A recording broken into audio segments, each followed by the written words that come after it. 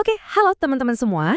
Sebagai calon data scientist, salah satu tantangan paling fundamental yang bakal kita hadapi itu adalah gimana caranya bikin prediksi yang bisa dipegang, yang andal, tapi dari data yang terbatas.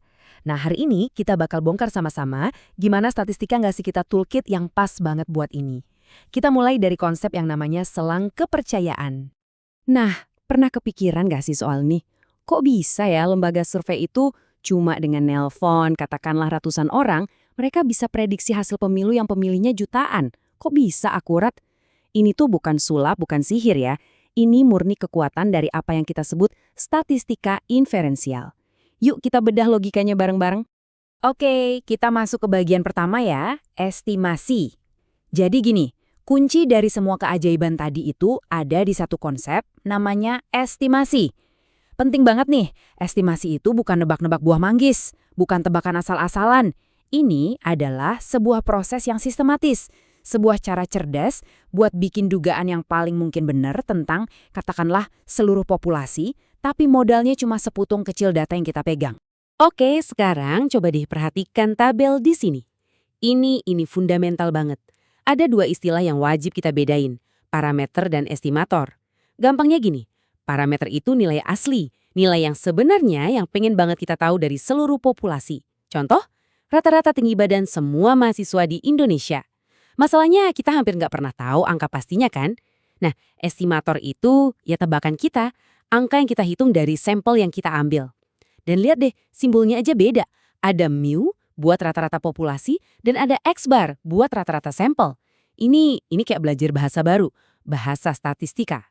Tentu aja, gak semua tebakan itu diciptakan setara. Ada tebakan yang bagus, ada yang jelek. Nah, dalam statistika, estimator yang baik itu harus punya 4 sifat ini. Simpelnya gini, 1.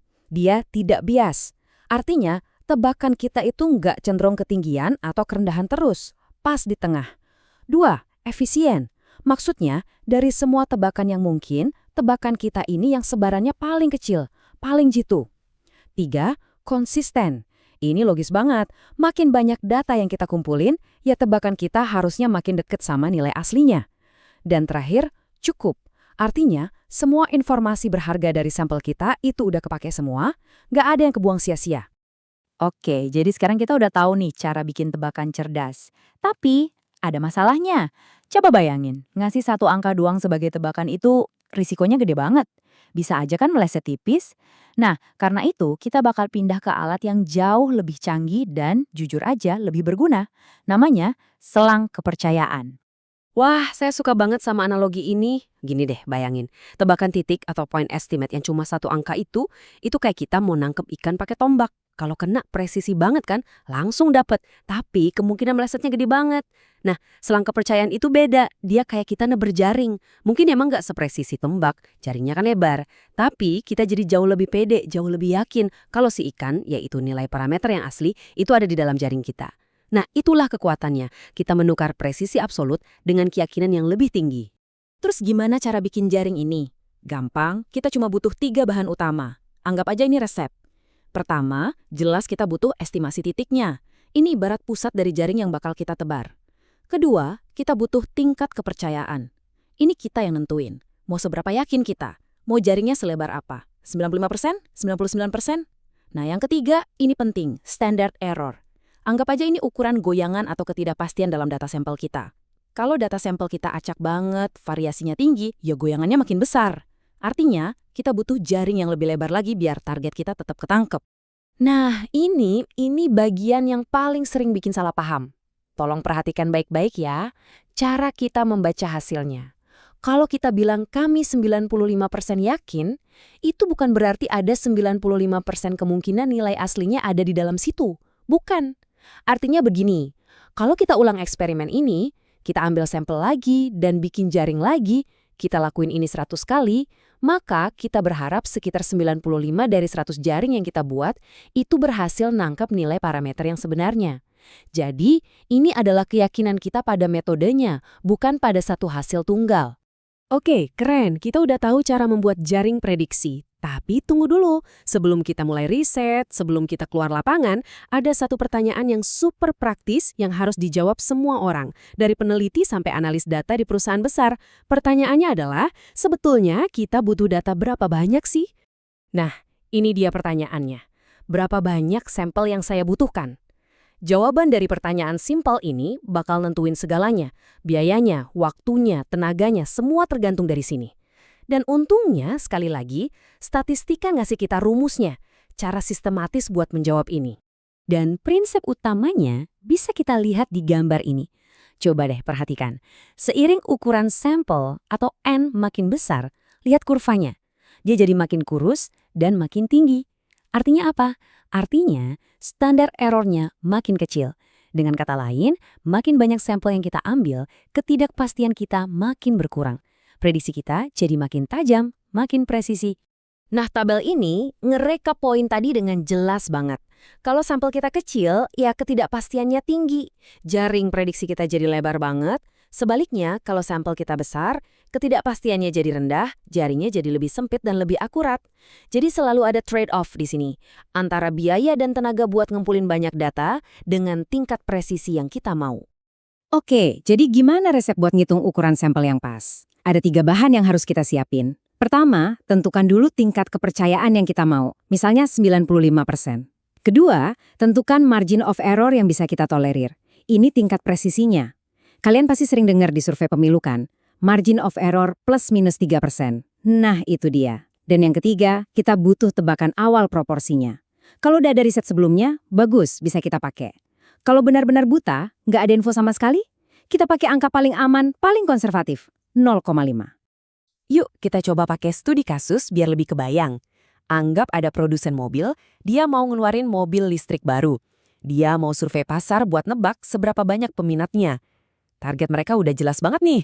Mereka mau hasil yang 95% tingkat kepercayaannya, dengan margin of error sekecil mungkin, cuma 2%. Nah, pertanyaannya, berapa orang yang harus mereka telepon? Oke, skenario pertama. Kalau si produsen ini benar-benar mulai dari nol, nggak punya data apa-apa, maka mereka harus pakai asumsi paling aman tadi, P-nya 0,5. Hasilnya, mereka butuh sampel sebanyak 2.401 orang. Wow, banyak ya. Tapi ini jumlah yang ngejamin mereka dapat presisi yang mereka mau. Tapi coba kita ubah sedikit ceritanya. Gimana kalau, katakanlah tahun lalu mereka udah pernah bikin riset kecil-kecilan dan dapat indikasi kalau peminatnya itu sekitar 68%. Nah, dengan modal informasi awal ini kita hitung ulang. Dan hasilnya, mereka sekarang cuma butuh 2.090 sampel. Lihat bedanya. Mereka bisa hemat tenaga buat survei lebih dari 300 orang loh.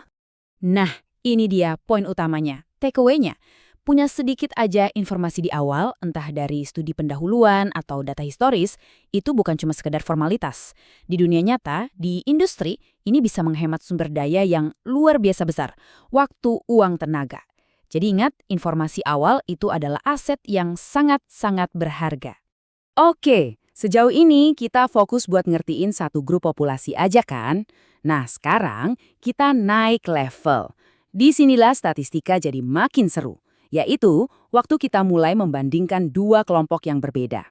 Eits, jangan pusing dulu lihat rumusnya. Tenang, poinnya di sini bukan buat ngapalin rumusnya kok, tapi buat ngerti idenya. Konsepnya itu sebenarnya sama persis kayak tadi. Kita bikin jaring alias selang kepercayaan. Bedanya, kali ini jaring yang kita tebar itu tujuannya buat nangkep selisih atau perbedaan antara 2 grup.